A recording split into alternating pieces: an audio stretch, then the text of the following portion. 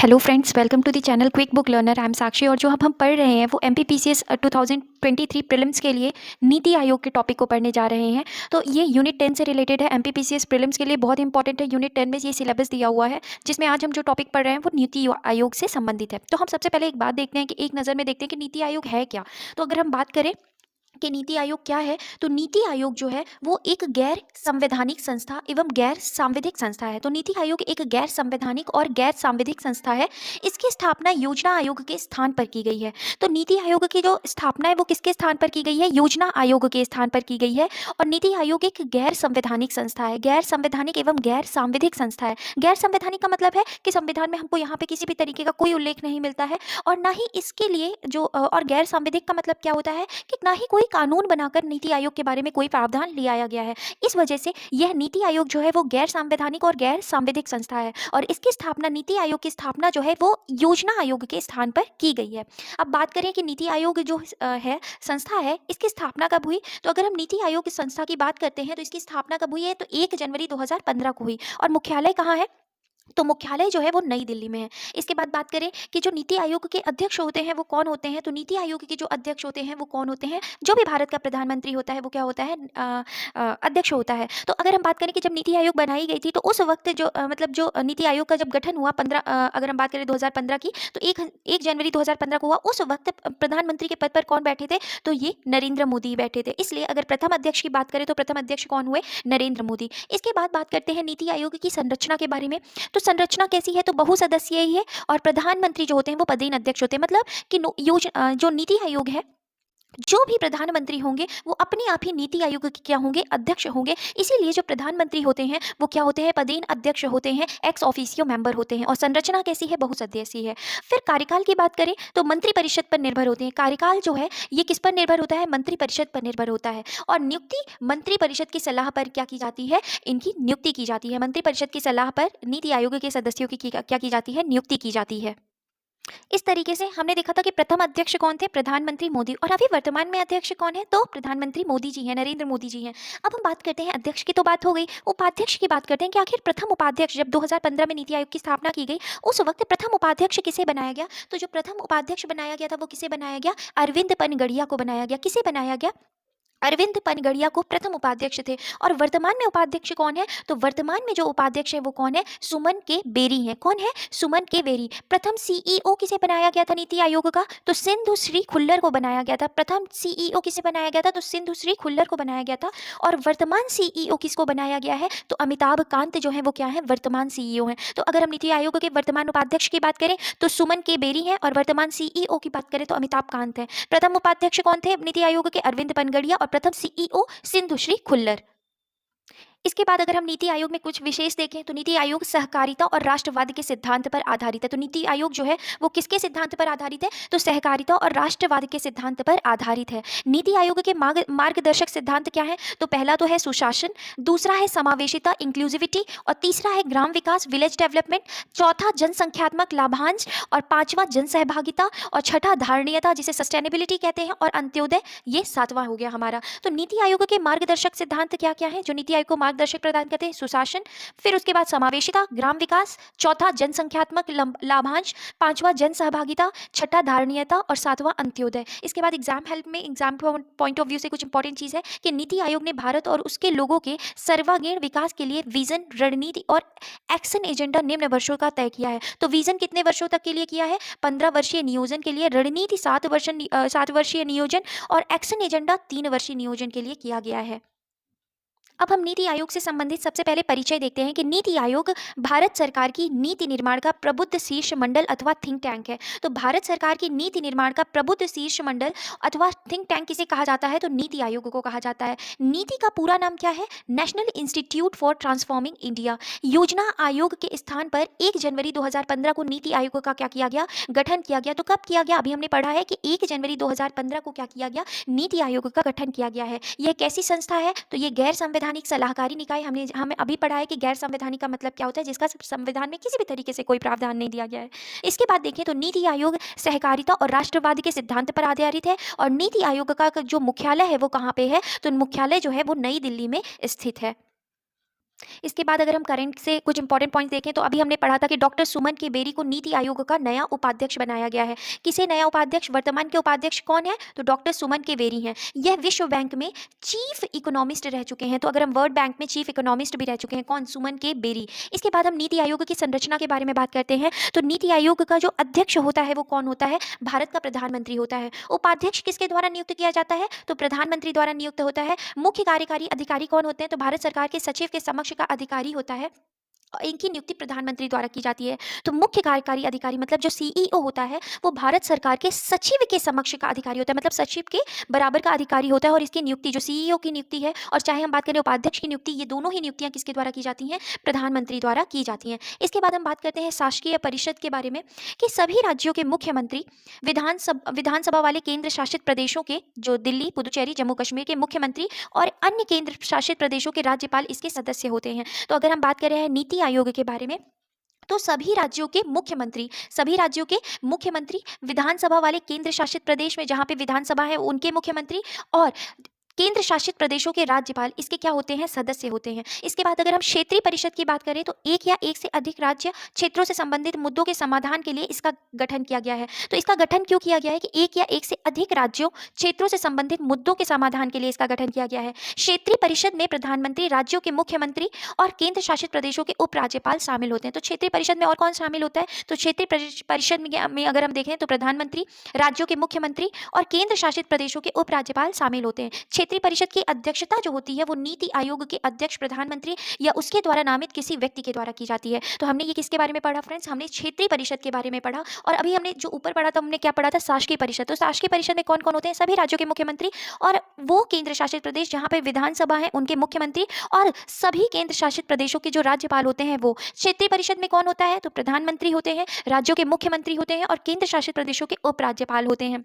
और क्षेत्रीय परिषद की जो अध्यक्षता होती है वो कौन करता है? नीति आयोग के अध्यक्ष या उनके द्वारा नामित किसी व्यक्ति के द्वारा क्षेत्रीय परिषद की अध्यक्षता की जाती है। अब हम देखते हैं पूर्णकालिक सदस्य। तो पूर्णकालिक सदस्य की संख्या कितनी है? तो पूर्णकालिक सदस्य की वर्तमान संख्या कितनी है? तो 3 है। यह मंत्रिपरिषद की सलाह पर प्रधानमंत्री के द्वारा नियुक्त किए जाते हैं। तो नियुक्त किसके द्वारा हो रहे हैं? प्रधानमंत्री के द्वारा। किसकी सलाह पर? तो मंत्रिपरिषद की सलाह पर। तो अभी हमने किसके बारे में देखा? हम नीति आयोग के सदस्य के बारे में देख रहे हैं। तो नीति आयोग का सदस्य कौन होता है? शासकीय परिषद के लोग, क्षेत्रीय परिषद के लोग और अभी हमने किसके बारे में देखा है? पूर्णकालिक सदस्य के बारे में देखा है। इसके बाद हम पदेन सदस्य के बारे में बात करते हैं। इनकी संख्या कितनी होती है? तो इनकी संख्या 4 होती है। केंद्रीय मंत्रिपरिषद में इन्हें प्रधानमंत्री के द्वारा नियुक्त किया जाता है। तो केंद्रीय मंत्रिपरिषद से इन्हें क्या किया जाता है? प्रधानमंत्री के द्वारा नियुक्त किया जाता है। पदेन सदस्य का मतलब क्या होता है कि जो जिस पद पर होगा वो उसको नियुक्त करने मतलब नियुक्त तो किया जाएगा लेकिन स्वतः ही हुई वो नीति आयोग का क्या माना जाएगा? सदस्य माना जाएगा। तो केंद्रीय मंत्रिपरिषद से इन्हें प्रधानमंत्री के द्वारा क्या किया जाता है? नियुक्त किया जाता है। इसके बाद कौन होते हैं? पदेन सदस्य की संख्या कितनी है? 4 है। इसके बाद हम विशेष आमंत्रित सदस्य की बात करें तो संबंधित क्षेत्र में विशेष ज्ञान एवं योग्यता रखने वाले व्यक्ति को इसमें शामिल किया जाता है। इन्हें प्रधानमंत्री के द्वारा क्या किया जाता है? नामित किया जाता है। क्या किया जाता है? नामित किया जाता है। तो विशेष आमंत्रित सदस्य में क्या होता है? प्रधानमंत्री के द्वारा नामित किया जाता है। और अंशकालिक सदस्य में विश्वविद्यालय और शोध संस्थानों में से सदस्यों को शामिल किया जाता है। कहाँ से? अगर हम बात करें अंशकालिक सदस्यों में तो विश्वविद्यालय और शोध संस्थानों से सदस्यों को शामिल किया जाता है। और इनकी संख्या कितनी होती है? तो इनकी संख्या 2 होती है। अब हम बात करते हैं नीति आयोग के उपाध्यक्ष की सूची। तो नीति आयोग के उपाध्यक्ष कौन कौन रह चुके हैं? तो अगर हम देखें तो अरविंद पनगड़िया, राजीव कुमार और अभी फिलहाल में कौन है? सुमन के बेरी हैं। और नीति आयोग के सीईओ की सूची देखें तो पहले जो थे वो कौन थे? सिंधुश्री खुल्लर और अभी जो है वो कौन है? अमिताभ कांत हैं। तो अगर हम देखें कि नीति आयोग को या जिसे हम national institution for transforming India कहते हैं, इसके अध्यक्ष कौन होते हैं? तो भारत के प्रधानमंत्री होते हैं। और सदस्य कौन होते हैं? तो शासकीय परिषद के लोग होते हैं। शासकीय परिषद में कौन कौन थे? तो सभी राज्यों के मुख्यमंत्री, केंद्र शासित प्रदेश जहाँ पे भी क्या है विधानसभा है वहाँ के मुख्यमंत्री और केंद्र शासित प्रदेश के सभी उपराज्यपाल क्या होते हैं? शासकीय परिषद के सदस्य होते हैं। उसके बाद क्षेत्रीय परिषद के सदस्यों को भी क्या किया जाता है? नीति आयोग का सदस्य माना गया है। क्षेत्रीय परिषद में कौन आते हैं? सभी राज्यों के मुख्यमंत्री, सभी केंद्र शासित प्रदेशों के उपराज्यपाल। ये किस में आ जाएंगे? क्षेत्रीय परिषद में आ जाएंगे। तो क्षेत्रीय परिषद के सदस्य भी क्या होते हैं? नीति आयोग के सदस्य होते हैं। उसके बाद कौन होता है? अध्यक्ष के बाद उपाध्यक्ष होता है किसके? प्रधानमंत्री के द्वारा नियुक्ति होती है। और सीईओ जो होना चाहिए वो सचिव के समान होना चाहिए।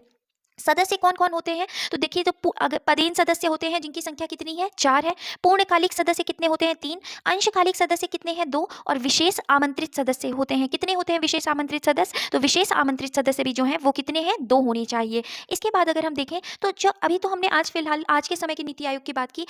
तब जब योजना आयोग था उस समय क्या संरचना हुआ करती थी? तो उस समय अगर हम देखें तो अध्यक्ष हुआ करते थे और उपाध्यक्ष हुआ करता था। और उपाध्यक्ष किसके समान होना चाहिए था? कैबिनेट मंत्री के समान होना चाहिए था। और सदस्य में कौन होते थे? राज्य योजना आयोग के मंत्री, मतलब पूर्णकालिक सदस्य और अंशकालिक सदस्य हुआ करते थे। तो इस तरीके से हमने योजना आयोग के बारे में देखा। अब हम देखते हैं वर्तमान स्थिति। तो वर्तमान स्थिति अगर हम देखें तो वर्तमान स्थिति में अगर देखते हैं तो अध्यक्ष कौन है? नरेंद्र मोदी हैं। उपाध्यक्ष डॉक्टर सुमन केवेरी, सीईओ अमिताभ कांत हैं। पूर्णकालिक सदस्य में कौन-कौन है? तो पूर्णकालिक सदस्य में 3 लोग हैं। एक है वीके सारस्वत, दूसरे रमेश चंद और तीसरे वीके पॉल। तो कौन-कौन है? सारस्वत है, रमेश चंद है और वीके पॉल है। ये किसमें है? तो ये पूर्णकालिक सदस्य के तौर पर है। अब हम बात करें अगर पदेन सदस्य की, हमें पता है पदेन सदस्य कितने होते हैं? 4 होते हैं। तो पदेन सदस्य मतलब इनको अगर ये इस मंत्री में या इस जो मंत्रालय जिन्हें भी दिया जाएगा वो अपने आप ही स्वयं ही वो क्या होंगे? ये पदेन सदस्य होंगे किसके? नीति आयोग के। तो हम कौन से हैं? तो हम देखते हैं गृह मंत्री। गृह मंत्री कौन है? अमित शाह हैं। उनके बाद रक्षा मंत्री राजनाथ सिंह, वित्त मंत्री श्रीमती निर्मला सीतारमण और कृषि मंत्री नरेंद्र सिंह तोमर। तो ये 4 लोग जो हैं ये कौन है? पदेन सदस्य। पदेन सदस्य में किसको किसको गिना गया है? गृह मंत्री को, रक्षा मंत्री को, वित्त मंत्री को और कृषि मंत्री को। इसके बाद हम बात करते हैं विशेष आमंत्रित सदस्य में। तो विशेष आमंत्रित सदस्य में कौन है? तो विशेष आमंत्रित सदस्य में सांख्यिकी और कार्य क्रियान्वयन मंत्रालय, इनको रखा गया है। श्री इंद्रजीत सिंह जो हैं इनको मंत्रालय दिया गया है। तो सांख्यिकी और कार्य क्रियान्वयन मंत्रालय किसको मंत्रालय दिया गया? इंद्रजीत सिंह को। और सड़क परिवहन और राजमार्ग मंत्री नितिन गडकरी को। और तीसरे जो है विशेष आमंत्रित सदस्य में रेल मंत्री अश्विनी वैष्णव। इन 3 लोगों को विशेष आमंत्रित सदस्य में नीति आयोग के तहत क्या बनाया गया? नीति आयोग का सदस्य बनाया गया है। अब देखते हैं तो नीति आयोग के मार्गदर्शक सिद्धांत के बारे में देखते हैं। तो अभी हमने देखा था कि मार्गदर्शक सिद्धांत कितने हैं? तो कुल मार्गदर्शक सिद्धांत जो हैं वो कितने हैं? 7 हैं। तो कितने हैं मार्गदर्शक सिद्धांत? 7 हैं। पहला कौन सा है? सुशासन। फिर उसके बाद क्या है? समावेशिता। समावेशिता के बाद ग्राम विकास। ग्राम विकास के बाद जनसंख्यात्मक लाभांश। उसके बाद जन सहभागिता। फिर धारणीयता और उसके बाद क्या है? अंत्योदय। अब हम इन्हें डिटेल में पढ़ते हैं कि इनका मतलब क्या होता है। तो अगर हम इनका मतलब देखते हैं, ये जो 7 हैं इसमें पहला हम देखें तो सुशासन। सुशासन को इंग्लिश में गवर्नेंस कहते हैं। तो इसमें जो नीति आयोग है इसमें क्या क्या चीज़ें हैं? तो इसमें है पारदर्शिता, उत्तरदायित्व, जवाबदेही और सक्रियता का विकास करना। तो ये चीज़ें हैं। समावेशिता में लिंग, धर्म, जाति व क्षेत्र में भेदभाव को क्या करना? समाप्त करना। ग्राम विकास में विकेंद्रीकरण को बढ़ावा देकर ग्रामों को विकास की मुख्य धारा से जोड़ना। जनसंख्यात्मक लाभांश, जिसे इंग्लिश में डेमोग्राफिक डिविडेंड कहते हैं, तो इसमें क्या जोड़ा गया है कि भारतीय जन का शिक्षा, कौशल विकास और उत्पादक के क्षेत्र में पूर्ण उपयोग करना, इसका ये मतलब है। उसके बाद जन सहभागिता का मतलब क्या है? तो लोगों के सहयोग से सुशासन के लक्ष्य की प्राप्ति करना। धारणीयता का मतलब क्या है? कि पर्यावरण की रक्षा करते हुए प्राकृतिक संसाधनों का क्या करना? उपयोग करना। और अंततः अंत्योदय, जो हमारा 7वां जो मार्गदर्शक सिद्धांत था नीति आयोग का, वो क्या कहता है? तो गरीब और वंचित वर्गों को विकास की मुख्य धारा से जोड़कर कार्य करना। ठीक है, तो ये सारी चीजें हमने पढ़ी। ये 7 मार्गदर्शक नीति आयोग के क्या थे? सिद्धांत थे। अब हम बात करते हैं नीति आयोग के उद्देश्य के बारे में। तो नीति आयोग का क्या उद्देश्य है? तो सबसे पहले तो उद्देश्य जो नीति आयोग का यही है कि राष्ट्र का क्या किया जाए? विकास किया जाए। तो राष्ट्र के विकास के लिए एक सुनियोजित दृष्टिकोण विकसित करना, एक अच्छी प्लानिंग विकसित करना। इसके बाद राष्ट्रीय उद्देश्यों की पूर्ति के लिए राज्यों की सक्रिय सहभागिता की रूपरेखा तैयार करना। तो जो भी राष्ट्र के उद्देश्य है उसकी पूर्ति के लिए राज्यों की सक्रिय सहभागिता हो, इस चीज़ की क्या करना? रूपरेखा तैयार करना। इसके बाद सहकारी संघवाद स्थापित करने के आधार पर राज्यों के साथ सहयोग को क्या करना? बढ़ावा देना। मतलब केंद्र और राज्य दोनों साथ साथ क्या करें? कार्य को आगे बढ़ाएं, जिससे राष्ट्र का क्या हो? विकास हो। तो इसी चीज को क्या कहा जाता है? सहकारी संघवाद कहा जाता है। तो सहकारी संघवाद स्थापित करने के आधार पर राज्यों के साथ सहयोग को क्या करना? बढ़ावा देना। इसके बाद सरकार की योजनाओं और क्रियान्वयनों को ग्राम स्तर तक पहुंचाना, ये भी किसका कार्य होता है? नीति आयोग का। आर्थिक रणनीति एवं नीति बनाते समय राष्ट्रीय सुरक्षा हित को शामिल करना। तो कोई भी नीति बनाई जा रही है या आर्थिक रणनीति हो, चाहे कोई भी नीति बनाई जा रही है, उसमें राष्ट्रीय सुरक्षा हित को क्या करना? शामिल करना। हमारे समाज के उन वर्गों का विशेष रूप से ध्यान रखना जो कि आर्थिक रूप से लाभान्वित नहीं है, जो आर्थिक रूप से कमजोर है। इसके बाद अगर हम बात करें तो धारणीय विकास को ध्यान में रखते हुए सुशासन और सर्वोत्तम तकनीक पर शोध करवाना। तो सुशासन और सर्वोत्तम तकनीक पर क्या करवाना? शोध करवाना। राष्ट्रीय और अंतर्राष्ट्रीय स्तर पर के विशेषज्ञों की सहायता से ज्ञान, नवाचार और उद्यमिता पूर्ण समर्थक प्रणाली का सृजन करना। तो अगर बात करें तो राष्ट्रीय एवं अंतर्राष्ट्रीय स्तर के विशेषज्ञों की सहायता से ज्ञान के क्षेत्र में, नवाचार के क्षेत्र में और उद्यमिता पूर्ण समर्थक प्रणाली का सृजन करना। प्रक्षेपीय और एवं अंतर विभागीय मुद्दों के समाधान के लिए एक मंच प्रदान करना, ताकि विकास एजेंडा का लागू करने की गति तीव्र की जा सके। तो अगर हम बात करें तो अंतर प्रक्षेपीय और अंतर विभागीय मुद्दों के समाधान के लिए, जो भी अंदर मतलब बात करें अगर किसी भी परिप्रेक्ष्य में या विभाग में मुद्दों के समाधान के लिए एक मंच प्रदान करना, ताकि विकास एजेंडा को क्या किया जा सके, लागू करने में गति प्रदान की जा सके। राष्ट्रीय और अंतर्राष्ट्रीय समान सोच वाले थिंक टैंक, साथ ही शैक्षिक और नीतिगत शोध संस्थानों के बीच साझेदारी को प्रोत्साहित करना और आवश्यक सलाह देना। प्रौद्योगिकी उन्नयन तथा कार्यक्रमों एवं पहले के क्रियान्वित कार्यों के लिए क्षमता का क्या करना, निर्माण करना। तो बस यही चीज़ है कि प्रौद्योगिकी उन्नयन और कार्यक्रमों और पहले से जो भी कार्यान्वित कार्य हैं उनके लिए एक क्षमता का क्या करना, निर्माण करना, या एक स्ट्रैटेजी का क्या करना, निर्माण करना। अब अगर हम कुछ करंट पॉइंट से देखते हैं तो केंद्र सरकार ने सहकार से समृद्धि के स्वप्न को साकार करने के लिए 6 जुलाई 2021 को एक अलग सहकारिता मंत्रालय का क्या किया है, गठन किया है। तो सहकार से समृद्धि मतलब राज्य और केंद्र में जो मेलजोल करके काम करने का जो स्वप्न है उसको साकार करने के लिए 6 जुलाई 2021 को एक अलग सहकारिता मंत्रालय का क्या किया गया है, गठन किया गया है। और वर्तमान में इस मंत्रालय का भार किसको सौंपा गया है, तो अमित शाह को इस मंत्रालय का क्या किया गया है, भार सौंपा गया है। इसके बाद नए मंत्रालय के ये जो नया मंत्रालय बनाया गया है सहकारिता मंत्रालय, तो इसका कार्य क्या क्या होगा, तो इसका कार्य क्या होगा, कोऑपरेटिव से जुड़े कामों में मदद करना, से जुड़े कामों में क्या करना, मदद करना, सहकारिता आंदोलन को मजबूत करेगा, प्रशासनिक कानूनी व नीतिगत ढांचा तैयार करेगा, सहकारी समितियों को जमीनी स्तर पर पहुंचाएगा और ease of doing business platform देगा। कौन सा platform, ease of doing business platform देगा। तो ये हमने सहकारिता मंत्रालय जो बनाया गया है उसके बारे में पढ़ा कि उसका क्या क्या कार्य होगा।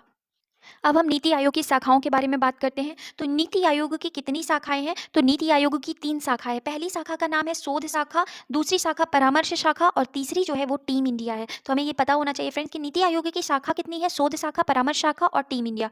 नीति आयोग की संपूर्ण गतिविधियों को 4 भागों में क्या किया गया है, विभाजित किया गया है। नीति निर्माण और कार्यक्रम की रूपरेखा, उसके बाद सहकारी संघवाद को बढ़ावा देना, अनुवीक्षण और मूल्यांकन, और थिंक टैंक और ज्ञान एवं नवाचार हब। तो ये हमें क्रम से पता होना चाहिए कि सबसे पहला नीति आयोग के कार्यों को 4 भागों में विभाजित किया गया है। पहला नीति निर्माण और कार्यक्रम की रूपरेखा, दूसरा सहकारी संघवाद को बढ़ावा देना, तीसरा अनुवीक्षण और मूल्यांकन, और चौथा थिंक टैंक और ज्ञान एवं नवाचार हब। ये जो 4 हैं, ये 4 गतिविधियों में जो नीति आयोग का कार्य है उसको क्या किया गया है, बांटा गया है। अब अगर बात करें तो नीति आयोग के द्वारा कौन कौन से सूचकांक जो हैं वो प्रकाशित किए जाते हैं। तो कौन कौन से सूचकांक के जो नीति आयोग द्वारा प्रकाशित किए जाते हैं, तो पहला तो है सस्टेनेबल डेवलपमेंट गोल सूचकांक। तो सस्टेनेबल डेवलपमेंट गोल सूचकांक जो है वो किसके द्वारा प्रकाशित किया जाता है, तो नीति आयोग द्वारा।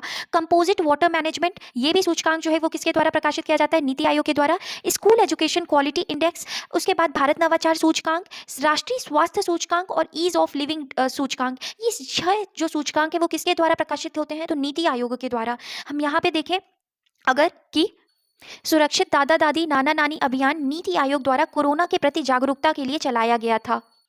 अब अगर हम देखें सस्टेनेबल डेवलपमेंट गोल्स एसडीजी जिसे कहते हैं सूचकांक, मध्य प्रदेश के अगर संदर्भ में देखें तो प्रथम सूचकांक कब जारी किया गया, दिसंबर 2018 में। तीसरा सूचकांक जो कि अभी वर्तमान का माना जाता है तो वो कब जारी किया गया, दिसंबर 2021 में। सूचकांक के सस्टेनेबल डेवलपमेंट गोल जो सूचकांक है वो किसके द्वारा, इंडेक्स जो है वो किसके द्वारा जारी किया जाता है, तो हमें पता है ये नीति आयोग द्वारा। उद्देश्य क्या है कि देश में सतत विकास लक्ष्यों की प्रगति पर क्या करना, निगरानी रखना। वर्तमान सूचकांक में 2020-21 में किसने किया था, जो 2021 में जो सूचकांक जारी हुआ था उसमें किस राज्य ने टॉप किया था, तो केरल राज्य ने क्या किया था, टॉप किया था। और हमारा मध्य प्रदेश कौन से स्थान पे था, तो देश में मध्य प्रदेश जो था वो कौन से स्थान पे था, 17वें स्थान पर था। अभी अगर हम देखें तो समाचार पन्नों से देखते हैं तो भारत नवाचार सूचकांक जो है वो किसने जारी किया, तो नीति आयोग ने। प्रथम स्थान जो है नवाचार के लिए किसे दिया गया है, कर्नाटक को, और मध्य प्रदेश का स्थान जो है वो कौन सा है, तो 13वां स्थान है। अब अगर हम बात करें तो कुल अगर हम बात करें सस्टेनेबल डेवलपमेंट गोल कितने रखे गए हैं, तो 16 रखे गए हैं। तो हम सबको एक क्रम से देख लेते हैं कि किस सस्टेनेबल गोल में क्या बात की गई है। तो अगर हम पहला क्रमांक देखते हैं, सस्टेनेबल डेवलपमेंट गोल का पहला क्रमांक देखते हैं तो उसमें क्या बात की गई है कि गरीबी जो है, गरीबी की पूर्णतः समाप्ति। तो गरीबी के मामले में मध्य प्रदेश के परिप्रेक्ष्य में अगर हम देखें तो गरीबी के मामले में मध्य प्रदेश का देश में कौन सा स्थान है, 24वां स्थान है। सस्टेनेबल डेवलपमेंट गोल 2 में क्या कहा गया है, भुखमरी के। पहले में गोल में क्या रखा गया है, गरीबी की पूर्णतः समाप्ति। दूसरे गोल में क्या रखा है, भुखमरी की समाप्ति। भुखमरी के मामले में मध्य प्रदेश का देश में कौन सा स्थान है, तो मध्य प्रदेश का देश में कौन सा स्थान है, 21वां स्थान है।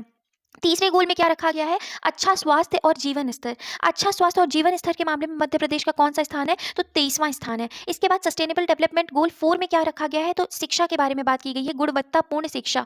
तो इस मामले में अगर मध्य प्रदेश का देखा जाए तो कौन सा स्थान है? तो 9वां स्थान है। इसके बाद अगर हम देखें 5वां सस्टेनेबल डेवलपमेंट गोल में क्या बात रखी गई है? तो लैंगिक समानता के बारे में बात रखी गई है, और लैंगिक समानता के गोल के मामले में मध्य प्रदेश का कौन सा स्थान है? तो मध्य प्रदेश का 9वां स्थान है। और गुणवत्ता शिक्षा के मामले में अगर हम बात करें तो मध्य प्रदेश का कौन सा स्थान है? तो मध्य प्रदेश का 22वां स्थान किसमें है? सस्टेनेबल डेवलपमेंट गोल 4 में दिया गया है। अब बात करते हैं सस्टेनेबल डेवलपमेंट गोल 6 में क्या बात की गई है? साफ पानी और स्वच्छता के बारे में। साफ पानी और स्वच्छता के मामले में मध्य प्रदेश का कौन सा स्थान है? तो मध्य प्रदेश का देश में कौन सा स्थान है? तो 10वां स्थान है।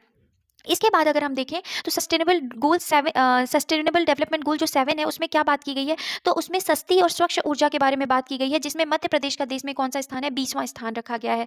8 में क्या बात की गई है? अच्छा काम और आर्थिक विकास। इसमें मध्य प्रदेश का स्थान देश में कौन सा है? तो 14वां स्थान है। इसके बाद सस्टेनेबल डेवलपमेंट गोल 9 में क्या बात की गई है? उद्योग, नवाचार और बुनियादी ढांचे का विकास करना। तो ये कौन सा इसमें मध्य प्रदेश का देश में कौन सा स्थान है? तो 20वां स्थान है। सस्टेनेबल डेवलपमेंट गोल 10 में क्या कहा गया है? कि असमानता में कमी। तो असमानता में कमी के मामले में मध्य प्रदेश का देश में कौन सा स्थान है? तो 24वां स्थान है।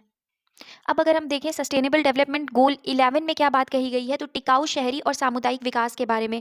टिकाऊ शहरी और सामुदायिक विकास के मामले में मध्य प्रदेश का देश में कौन सा स्थान है? तो 7वां स्थान है। सस्टेनेबल डेवलपमेंट गोल 12 में क्या बात की गई है? तो जिम्मेदारी के साथ उपभोग और उत्पादन। तो जिम्मेदारी के साथ उपभोग और उत्पादन के मामले में मध्य प्रदेश का देश में कौन सा स्थान है? 11वां स्थान है। सस्टेनेबल डेवलपमेंट गोल 13 में क्या बात की गई है? जलवायु परिवर्तन से संबंधित। जलवायु परिवर्तन के मामले में मध्य प्रदेश का कौन सा स्थान है? 19वां। सस्टेनेबल डेवलपमेंट गोल 14 में क्या बात की गई है? पानी में जीवन। यह मापदंड सिर्फ तटीय राज्यों पर क्या होता है? लागू होता है। इसके बाद सस्टेनेबल डेवलपमेंट गोल 15 भूमि पर जीवन। भूमि पर जीवन के मामले में मध्य प्रदेश का देश में राज्यों में कौन सा स्थान है? तो दूसरा स्थान है। इसके बाद सस्टेनेबल डेवलपमेंट गोल 16वें में नंबर पे क्या बात की गई है? तो शांति और न्याय के लिए संस्थान। तो शांति और न्याय के लिए संस्थान के मामले में मध्य प्रदेश का देश में कौन सा स्थान है? 24वां स्थान है। तो फ्रेंड्स, इस तरीके से क्वेश्चन कभी भी पूछ सकता है कि सस्टेनेबल डेवलपमेंट गोल जो है वो 12वां किससे संबंधित है? 4 आपको ऑप्शन दे दिए जाएंगे और उसमें आपको सही बताना पड़ेगा। जैसे सस्टेनेबल डेवलपमेंट गोल 12 किससे संबंधित है? जिम्मेदारी के साथ उपभोग और उत्पादन से संबंधित है। तो इस तरीके से क्वेश्चन एग्जाम में क्या किए जाते हैं? पूछे जाते हैं। अब अगर हम विशेष पढ़ें तो प्रधानमंत्री नरेंद्र मोदी द्वारा 5 जनवरी 2018 को एस्पिरेशनल डिस्ट्रिक्ट प्रोग्राम लॉन्च किया गया और इसकी पहली लिस्ट जून 2018 में जारी की गई थी। तो प्रधानमंत्री मोदी जी द्वारा 5 जनवरी 2018 को क्या लॉन्च किया गया? तो एस्पिरेशनल डिस्ट्रिक्ट प्रोग्राम को क्या किया गया था? लॉन्च किया गया, और इसकी पहली जो लिस्ट निकाली गई थी वो जून 2018 में जारी की गई थी। अब इसके बाद बात करते हैं किसके बारे में?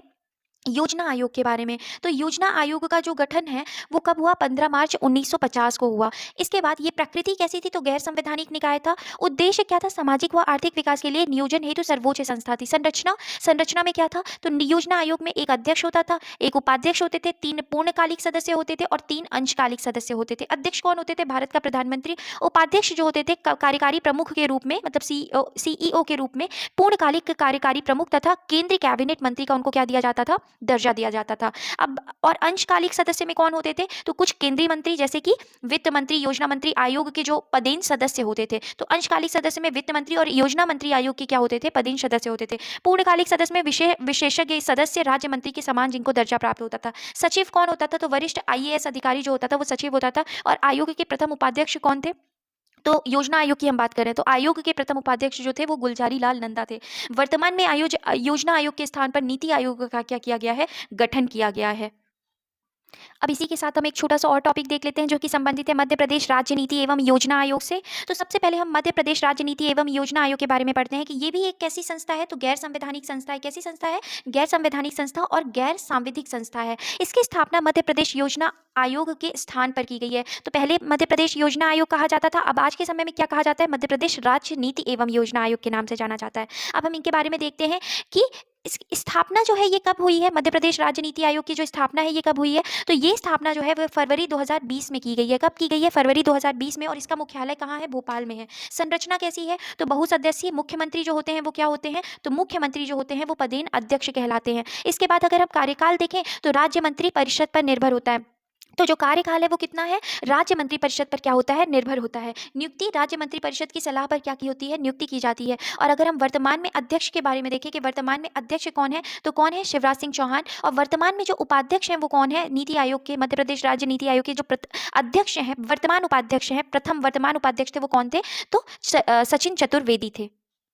अब बात करते हैं कि मध्य प्रदेश राज्य नीति एवं योजना आयोग के क्या क्या कार्य हैं। तो अंतर्राष्ट्रीय संस्थाओं के साथ क्या करना, समन्वय स्थापित करना, आकांक्षी जिलों की मॉनिटरिंग, सीएम डैशबोर्ड का क्या करना, संचालन करना, नीति आयोग की क्रियान्वयन एजेंसी के रूप में कार्य करना और राज्यों की रैंकिंग पर क्या करना, रिसर्च करना। मध्य प्रदेश राज्य नीति एवं योजना आयोग की क्या है, कार्य हैं। विशेष इनके बारे में अगर देखें तो प्रदेश में 24 अक्टूबर 1972 को राज्य योजना बोर्ड का गठन किया गया। तो कब राज्य योजना बोर्ड का गठन किया गया था? प्रदेश में 24 अक्टूबर 1972 को राज्य योजना बोर्ड का क्या किया गया है, गठन किया गया। कब? 24 अक्टूबर 1972 को। 21 सितंबर 2007 को मध्य प्रदेश सरकार ने इस आयोग को दर्जा देते हुए राज्य योजना आयोग बना दिया। तो जो ये योजना राज्य योजना बोर्ड बनाया गया था, इसको राज्य योजना आयोग में कब परिवर्तित किया गया? तो 21 सितंबर 2007 को। इसके बाद फरवरी 2020 में योजना आयोग का नाम बदलकर मध्य प्रदेश राज्य नीति एवं योजना आयोग कर दिया गया। मध्य प्रदेश योजना आयोग के जो प्रथम अध्यक्ष थे, योजना आयोग की हम बात कर रहे हैं कि योजना आयोग के जो प्रथम अध्यक्ष थे वो कौन थे? तो ये प्रकाश चंद्र सेठी थे। कौन थे? प्रकाश चंद्र सेठी। अब हम बात कर रहे हैं मध्य प्रदेश राज्य नीति एवं योजना आयोग के बारे में। तो मध्य प्रदेश राज्य नीति योजना आयोग में मध्य प्रदेश सरकार ने राज्य योजना का आयोग का नाम बदलकर 2020 में राज्य नीति एवं योजना आयोग कर दिया गया है। तो कब किया गया है? फरवरी 2020 में। आयोग का नाम बदलने के साथ ही इसके कार्य क्षेत्र में भी विस्तार किया गया है। प्रदेश में 24 अक्टूबर 1972 को राज्य योजना बोर्ड का गठन किया गया था और 21 सितंबर 2007 को मध्य प्रदेश सरकार ने इसे आयोग का दर्जा देते हुए इसका नाम क्या कर दिया था? राज्य योजना आयोग। तो पहले राज्य योजना आयोग को किस नाम से जाना जाता था? 24 अक्टूबर 1972 में योजना बोर्ड का स्थापना की गई थी। बाद में 21 सितंबर 2007 को इस योजना बोर्ड का नाम बदलकर क्या कर दिया गया? राज्य योजना आयोग कर दिया गया। अब बात करें, अब नीति एवं योजना आयोग निम्न कार्य भी करेगा। तो अब जो है इनका कार्य विस्तार किया गया है, तो अब इनके काम को में और ज़्यादा क्या कर दी गई है? बढ़ोतरी कर दी गई है। तो अब इनके और क्या काम होंगे? तो इनके काम होंगे आकांक्षी जिलों की मॉनिटरिंग करना। तो नीति आयोग द्वारा चयनित आकांक्षी जिलों और प्रदेश सरकार द्वारा चुने गए आकांक्षी विकास खंडों में शिक्षा, स्वास्थ्य, इंफ्रास्ट्रक्चर में कामकाज को मॉनिटर करने के साथ ही इसके लिए सरकार को सुझाव देने का भी क्या होगा? नीति आयोग का क्या होगा? नीति एवं योजना आयोग का क्या होगा? कार्य होगा। इसके बाद क्या है? सीएम डैशबोर्ड का संचालन करना भी इनका क्या होगा? कार्य होगा। तो सीएम डैशबोर्ड का संचालन करना, मुख्यमंत्री एवं मुख्य सचिव द्वारा चुनी गई महत्वपूर्ण योजनाओं की समीक्षा के लिए आयोग सीएम डैशबोर्ड का क्या करेगा? संचालन भी करेगा। नीति आयोग की क्रियान्वयन एजेंसी, नीति आयोग द्वारा जारी दिशा निर्देश और सुझावों को लागू कराने का काम भी किसका होगा? तो ये काम किसका होगा? राज्य के आयोग का होगा। राज्यों की रैंकिंग पर रिसर्च करना भी इनका काम होगा। इसके साथ ही नीति आयोग द्वारा अलग अलग विषयों पर जारी की जाने वाली राज्यों की रैंकिंग पर भी प्रदेश का आयोग रिसर्च करेगा। इससे राज्य विकास सूचकांक, मानव विकास सूचकांक जैसे अहम मुद्दे शामिल हैं। तो इसमें ये सूचकांक शामिल किए गए हैं और जिस हिसाब से रैंकिंग आएगी उसमें क्या किया जाएगा? रिसर्च किया जाएगा नीति आयोग द्वारा कि और क्या किया जा सकता है, किस तरीके से राज्य को आगे बढ़ाया जा सकता है। और इसके बाद अंतर्राष्ट्रीय संस्थाओं के साथ समन्वय। तो आयोग यूएनडीपी, यूनिसेफ जैसी अंतर्राष्ट्रीय संस्थाओं के साथ क्या करेगा? समन्वय बैठाएगा और समन्वय का काम भी करेगा। तो ये बातें रही किसके बारे में? राज्य नीति एवं योजना आयोग के कार्य के बारे में। अब हम बात करते हैं राज्य नीति एवं योजना आयोग का स्वरूप कैसा है। तो हमें पता है अध्यक्ष कौन होते हैं? तो अध्यक्ष मुख्यमंत्री होते हैं। इसके बाद क्या होते हैं? उपाध्यक्ष होते हैं। तो अब उपाध्यक्ष कितने होते हैं? 3 होंगे। तो जो पहला उपाध्यक्ष होगा नामित उपाध्यक्ष, उसके बाद पदेन उपाध्यक्ष और उसके बाद क्या होंगे? 2 पदेन उपाध्यक्ष होते हैं और एक जो होता है वो क्या होता है? नामित उपाध्यक्ष होता है। तो कुल कितने उपाध्यक्ष होते हैं? 3 उपाध्यक्ष होते हैं और सदस्य कितने होते हैं? 6 सदस्य होते हैं। तो उपाध्यक्ष जो है, तो नामित उपाध्यक्ष में जो है, तो नामित उपाध्यक्ष कितना होगा? 1 होगा। ये राज्य नीति एवं योजना आयोग के क्या कहलाएंगे?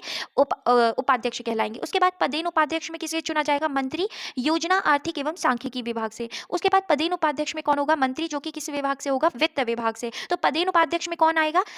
आर्थिक एवं सांख्यिकी विभाग के मंत्री और दूसरे वित्त विभाग के मंत्री। ये क्या होते हैं? पदेन उपाध्यक्ष होते हैं और एक क्या होता है? नामित उपाध्यक्ष होता है। सदस्य कितने होते हैं? तो 6 सदस्य होते हैं। 6 सदस्य में नामित सदस्य 3 होते हैं और पदेन सदस्य 3 होते हैं। नामित सदस्य में 3 कहाँ से लिए जाएंगे? तो विशेष ज्ञान रखने वाले 3 व्यक्ति मुख्यमंत्री द्वारा क्या होते हैं? नामांकित होते हैं। और पदेन सदस्य में कौन होते हैं? मुख्य सचिव मध्य प्रदेश शासन से, दूसरे प्रमुख सचिव योजना, आर्थिक एवं सांख्यिकी विभाग से और तीसरे जो होंगे वो प्रमुख सचिव होंगे कहाँ से? कौन से विभाग से? तो वित्त विभाग से। तो ये क्या रही? राजनीति योजना आयोग का क्या रहा? स्वरूप रहा या संरचना हम कह सकते हैं।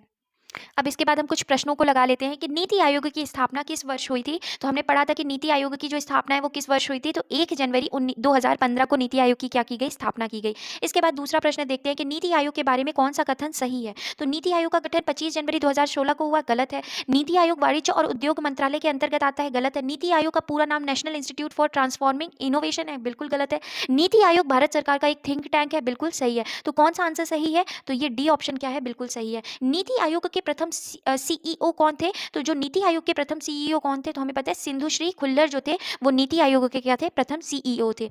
नीति आयोग के बारे में कौन सा कथन सही है? तो नीति आयोग का उद्देश्य सतत विकास लक्ष्यों को प्राप्त करना, देश में सहकारी संघवाद को बढ़ावा देना, बिल्कुल सही है। भारत के प्रधानमंत्री नीति आयोग के पदेन उपाध्यक्ष होते हैं? नहीं, अध्यक्ष होते हैं। नीति आयोग में 16 पूर्णकालिक सदस्य होते हैं? बिल्कुल गलत है। कितने पूर्णकालिक सदस्य होते हैं? तो 3 पूर्णकालिक सदस्य थे। तो इसमें कौन सा ऑप्शन बिल्कुल सही है? तो इसमें केवल एक ही ऑप्शन है जो सही है, ये ऑप्शन सही है। इसके बाद हम बात करते हैं कि निम्नलिखित में से कौन नीति आयोग की गवर्निंग काउंसिलिंग का हिस्सा है? तो नीति आयोग में कौन नीति आयोग की गवर्निंग काउंसिलिंग का हिस्सा है? देखते हैं। सभी राज्यों के मुख्यमंत्री, दिल्ली एवं पुदुचेरी के मुख्यमंत्री, अंडमान एवं निकोबार द्वीप समूह के उपराज्यपाल। तो ये सभी जो है वो नीति आयोग की गवर्निंग काउंसिल का क्या है? हिस्सा है। इसके बाद हम नेक्स्ट क्वेश्चन पे चलते हैं। निम्नलिखित में से कौन सा कार्य नीति आयोग का नहीं है? तो ज्ञान, नवाचार, उद्यमशीलता को बढ़ावा देना, ये तो उनका कार्य है। सहकारी संघवाद को बढ़ावा देना, भारत की पंचवर्षीय योजनाओं को अंतिम स्वीकृति प्रदान करना, राष्ट्रीय विकास प्राथमिकताएं और रणनीतियों की एक रणनीति विकास करना। इसमें से पंचवर्षीय योजनाओं को अंतिम स्वीकृति प्रदान करना, ये जो ऑप्शन है वो क्या है? गलत है। इसके बाद हम नेक्स्ट क्वेश्चन देखें कि इनमें से क्या नीति आयोग के मार्गदर्शक सिद्धांत में शामिल है? तो अगर हम देखें तो क्या जो शामिल है? तो धारणीयता शामिल है, अंत्योदय शामिल है, सुशासन शामिल है, जन सहभागिता। मतलब उपरोक्त सभी जो है वो नीति आयोग के मार्गदर्शक सिद्धांत में शामिल है। इसके बाद हम बात करते हैं, अभी हमने पढ़ा है कि सहकारिता मंत्रालय का गठन कब किया गया? तो सहकारिता मंत्रालय का गठन 6 जुलाई 2021 को सहकारिता मंत्रालय का क्या किया गया था? गठन किया गया था। नेक्स्ट क्वेश्चन अगर देखें, सहकारिता मंत्रालय के कार्य में शामिल है, क्या शामिल है? तो कोऑपरेटिव से जुड़े कामों में मदद करना, सहकारिता आंदोलन को मजबूत करना, प्रशासनिक, कानूनी व नीतिगत ढांचा तैयार करना। तो ये सभी ऑप्शंस क्या हैं? सही हैं। इसके बाद नीति आयोग का मुख्यालय कहाँ है? तो नीति आयोग का मुख्यालय कहाँ है? नई दिल्ली में है। अब बात करें अगर नेक्स्ट क्वेश्चन की, तो नीति आयोग का पूरा नाम क्या है? तो national institute for transforming India NITI Aayog का पूरा नाम है। नीति आयोग के मार्गदर्शक सिद्धांत समावेशिता का क्या उद्देश्य है? तो लिंग, धर्म और जाति के भेदभाव को समाप्त करना, यही इसका क्या है? अर्थ होता है। तो लिंग, धर्म और जाति के भेदभाव को क्या करना? समाप्त करना। इसके बाद नेक्स्ट क्वेश्चन की ओर अगर हम मूव करें तो इनमें से कौन कौन से सूचकांक नीति आयोग द्वारा प्रकाशित किए जाते हैं? तो अगर हम देखें, कंपोजिट वाटर मैनेजमेंट, हाँ होता है। एसडीजी इंडिया इंडेक्स, बिल्कुल होता है। ईजी ऑफ लिविंग इंडेक्स, हाँ। इंडिया इनोवेशन इंडेक्स, ये सभी इंडेक्स जो है वो किसके द्वारा प्रकाशित होते हैं? तो नीति आयोग द्वारा क्या किए जाते हैं? प्रकाशित किए जाते हैं। नीति आयोग के वर्तमान समय में मुख्य कार्यकारी अधिकारी, जिन्हें सीईओ कहते हैं, वो कौन है? तो वर्तमान समय में कौन है? अमिताभ कांत। और पहले जो थे वो कौन थे सीईओ? तो सिंधु खुल्लर थे। इसके बाद नेक्स्ट क्वेश्चन अगर देखें तो एस्पिरेशनल डिस्ट्रिक्ट प्रोग्राम कब लॉन्च किया गया? तो एस्पिरेशनल डिस्ट्रिक्ट प्रोग्राम को 5 जनवरी 2018 को क्या किया गया था? लॉन्च किया गया था। इसके बाद अगर नेक्स्ट क्वेश्चन देखें तो नीति आयोग की क्षेत्रीय परिषद की अध्यक्षता कौन करता है? तो नीति आयोग के क्षेत्रीय परिषद की जो अध्यक्षता है वो कौन करते हैं? तो नीति आयोग के उपाध्यक्ष जो है वो नीति आयोग के क्षेत्रीय परिषद की क्या करते हैं? अध्यक्षता करते हैं। नीति आयोग का उपनाम क्या है? तो थिंक टैंक के नाम से भी जाना जाता है। इसके बाद नेक्स्ट क्वेश्चन अगर देखें कि नीति आयोग के प्रथम अध्यक्ष इनमें से कौन है? तो नीति आयोग के प्रथम अध्यक्ष किसे कहा जाता है? नरेंद्र मोदी जो है वो नीति आयोग के प्रथम अध्यक्ष है। नीति आयोग के बारे में निम्नलिखित में से क्या सही ढंग से मेल नहीं खाता है? तो नरेंद्र मोदी अध्यक्ष, नीति आयोग प्रधान कार्यालय या हेडक्वार्टर जो है दिल्ली में है, पेरेंट एजेंसी भारत सरकार, नीति आयोग को प्रतिस्थापित किया गया राष्ट्रीय विकास परिषद द्वारा, बिल्कुल गलत है। नीति आयोग को किसके द्वारा नीति आयोग को किसने प्रतिपादित किया था? तो योजना आयोग का हटा करके नीति आयोग नाम रखा गया था, कोई राष्ट्रीय विकास परिषद नहीं था।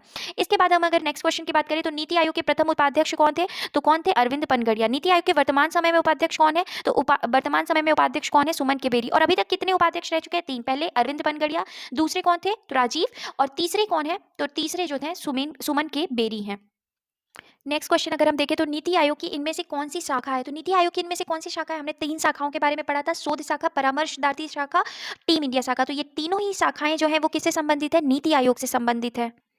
अब नेक्स्ट पॉइंट देखें तो वर्तमान योजनाओं में नकारात्मक परिवर्तन न करते हुए भविष्य संबंधी योजनाओं को क्रियान्वित करना, यह उद्देश्य किस सूचकांक से संबंधित है? तो वर्तमान योजनाओं में किसी भी नकारात्मक परिवर्तन न करते हुए भविष्य संबंधी योजनाओं को क्रियान्वित करना, यह किससे संबंधित है? तो ये सतत विकास से संबंधित है। नीति आयोग के सदस्यों का कार्यकाल हमने पढ़ा था कि कार्यकाल तो वर्णित ही नहीं है, दिया ही नहीं गया, तो इनमें से कोई भी नहीं इसका सही ऑप्शन होगा। नीति आयोग इनमें से किसके स्थान पर लाया गया? तो किसके स्थान पर लाया गया है? योजना आयोग के स्थान पर लाया गया है। इसके बाद नेक्स्ट क्वेश्चन अगर हम देखें तो नीति आयोग में कैबिनेट मंत्री का दर्जा किसे दिया गया है? तो कैबिनेट मंत्री का दर्जा नीति आयोग में किसे दिया गया है? तो उपाध्यक्ष को कैबिनेट मंत्री का क्या दिया गया है? दर्जा दिया गया है। इसके बाद नीति आयोग के बारे में निम्नलिखित में से कौन सा कथन सही है? तो नीति आयोग के बारे में निम्नलिखित में से कौन सा? नीति आयोग का गठन 1 जनवरी 2016 को हुआ, ये गलत है, 2015 को हुआ था। फिर नीति आयोग कृषि मंत्रालय के अंतर्गत आता है, बिल्कुल गलत है। इसके बाद नीति आयोग का पूर्ण रूप national institute for transport India, बिल्कुल गलत। Transforming India. नीति आयोग भारत सरकार का एक पॉलिसी थिंक टैंक है, तो ये ऑप्शन क्या है, बिल्कुल सही है। इसके बाद नेक्स्ट क्वेश्चन को देखें तो नीति आयोग से संबंधित गलत कथन का हमको क्या करना है, चयन करना है। तो इसमें अगर हम देखें तो नीति आयोग की स्थापना 2015 में की गई, सही है। नीति आयोग को थिंक टैंक की संज्ञा दी जाती है, बिल्कुल सही है। नीति आयोग के वर्तमान अध्यक्ष नरेंद्र मोदी है। अभी नीति आयोग के पूर्णकालिक सदस्य गृह मंत्री और कृषि मंत्री होते हैं, ये क्या है, गलत है।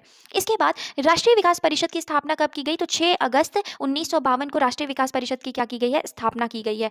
मध्य प्रदेश में योजना आयोग के प्रथम अध्यक्ष किसे माने जाते हैं, तो कौन माना जाता है योजना आयोग के प्रथम अध्यक्ष, प्रकाश चंद्र सेठी। और नीति आयोग कैसी संस्था है, अगर एक नेक्स्ट क्वेश्चन है तो नीति आयोग कैसी संस्था है, संवैधानिक संस्था है, संविधानेतर संस्था है, सांविधिक संस्था है। तो ये कैसी संस्था है, संविधानोत्तर संस्था है, मतलब गैर संवैधानिक संस्था है। इसके बाद राष्ट्रीय विकास परिषद के बारे में थोड़ी इंफॉर्मेशन दी हुई है। राष्ट्रीय विकास परिषद, तो राष्ट्रीय विकास परिषद जो है ये एक गैर संवैधानिक संस्था है। कैसी संस्था है राष्ट्रीय विकास परिषद, गैर संवैधानिक संस्था है। और इसकी स्थापना कब हुई, 6 अगस्त 1952 को हुई। इसके अध्यक्ष कौन होते हैं, तो प्रधानमंत्री होते हैं। किसके, राष्ट्रीय विकास परिषद के अध्यक्ष कौन होते हैं, प्रधानमंत्री। यह संस्था नीति आयोग, योजना आयोग की योजनाओं को क्या करती है, अनुमोदित करती है। तो अनुमोदन का काम किसका है, राष्ट्रीय विकास परिषद का है। तो इस तरीके से फ्रेंड्स हमने नीति आयोग के बारे में, चाहे वो मध्य प्रदेश राज्य नीति आयोग के बारे में बात हो, चाहे वो भारत के नीति आयोग के बारे में बात हो, हमने उस सेशन को अपना कंप्लीट किया है। आई होप आपको ये सेशन अच्छा लगा हो, और अगर आपको पसंद आया तो प्लीज़ चैनल को लाइक करें, शेयर करें और सब्सक्राइब करें। Thank you so much.